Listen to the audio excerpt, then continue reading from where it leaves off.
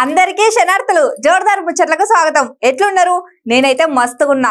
ఇలా మంచి ముచ్చట పట్టుకొచ్చిన గదేందో చూడుర్రి. రేవంత్ రెడ్డి సారు కేసీఆర్ సర్కార్ రికార్డును బ్రేక్ చేసిండులా. ఇప్పుడు తెలంగాణ రాష్ట్రం అంతా గీ రికార్డు గురించే మాట్లాడుకుంటున్నారు. ఏంది రేవంత్ రెడ్డి సారు కేసీఆర్ సర్కార్ రికార్డును బ్రేక్ చేసిండా? ఏం పని చేసిండని బ్రేక్ చేసిండు? మాకైతే ఏం పని చెయ్యలే అని అనుకుంటారు కదా.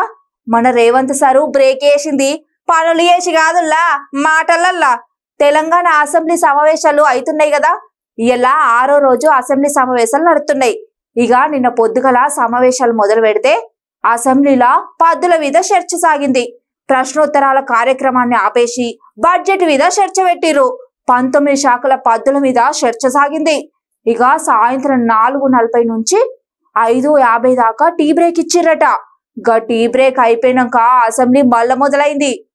అయితే నిన్న సోమవారం పొద్దుగాల 10 గంటలకు మొదలు పెడితే సభ మంగళవారం పొద్దుగాల 3:15 దాకా సాగి రికార్డు క్రియేట్ అయింది.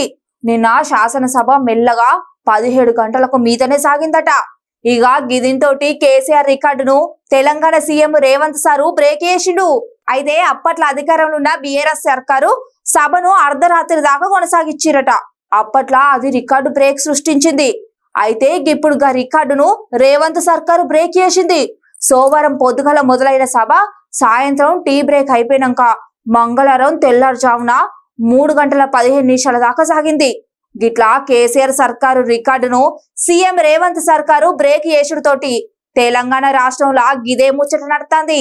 గీ అసెంబ్లీ రికార్డు మంచిగానే బ్రేక్ చేసినావు గాని పనులలో కూడా కేసీఆర్ సర్కార్ రికార్డును బ్రేక్ అయితే మంచిగానే ఉండు రేవంత్ రెడ్డి సారు.